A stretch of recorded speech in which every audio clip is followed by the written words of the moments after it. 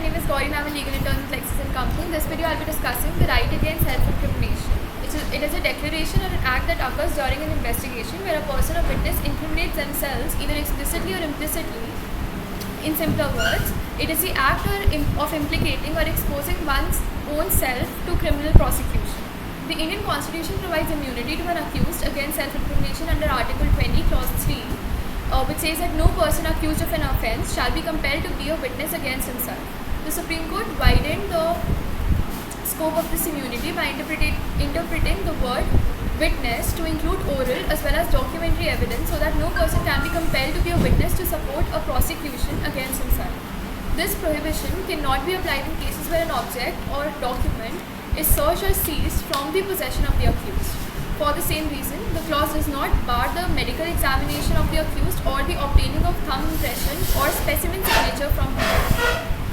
This immunity is available only against criminal proceedings.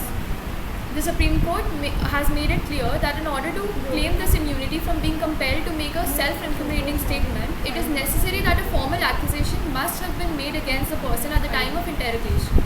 He cannot claim the immunity at some general inquiry or investigation on the ground that his statement may at some later stage lead to an accusation. The compulsory administration of the narco-analysis technique amounts to testimonial compulsion and thereby triggers the protection of Article 20, Clause 3 of the Constitution. That brings me to the end of this video. If you have any queries, you can post them in the comments. Thank you.